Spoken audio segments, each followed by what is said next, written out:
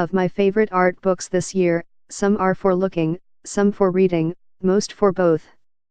All are on vital, return to subjects, which is why I keep these precious things, in no particular order, near at hand on the shelf. Intimate Geometries, The Art and Life of Louise Bourgeois by Robert Storr, The Monacelli Press.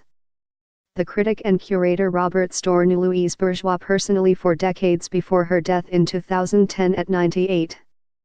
And this book, immense in every sense, is both a formal study and a critical biography, a collaborative endeavor and a tribute. Spanning Bourgeois' 75-year career as a sculptor, painter, printmaker, and writer, it suggests how she paved the way to some of the 20th century's major art trends while positioning herself outside them. M.R. Storr's writing style is as clear as his critical eye. And at 800-plus pages, with more than 1,000 reproductions, the book is Ginnermouse, just the right size to commemorate a genius. Carolee Schneemann, Kinetic Painting, edited by Sabine Breitwieser, Museum der Moderne Salzburg/Priestel. Among museum retrospectives this season, none feels more necessary than Carolee Schneemann's at MoMA PS1, through March 11, a survey of a 6-decade career that makes most others look tame. From early figurative paintings through collages and video installations, to her radical work in dance and performance, Ms. Schneemann has insistently made the personal political, bridging divides between eras and cultures, even species.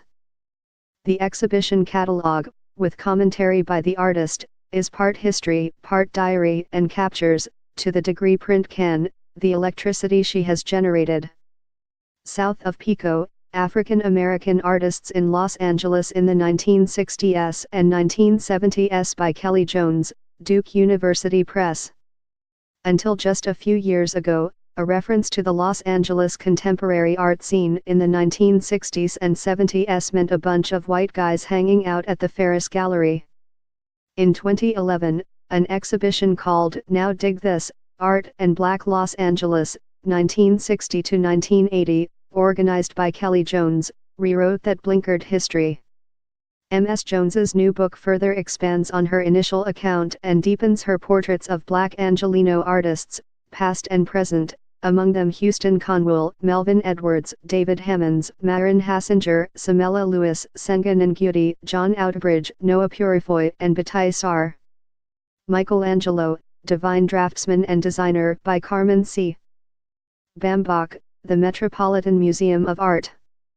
This hefty book is both a visual souvenir of the Met's grand exhibition of Michelangelo drawings, through February 12, and something more. Years in the planning, the show was a labor of love on the part of its curator, Carmen C. Bambach, and the long, multi-part essay by her that dominates the catalogue has a sense of personal investment unusual in a scholarly context. The tone and pace makes you feel involved in an inquiry that turns a monumental art into the human record it was, and is. Read the review, Frey, Art and Textile Politics by Julia Bryan Wilson, University of Chicago Press. Textile art, sometimes called fiber art, once occupied ambiguous terrain in a now obsolete art versus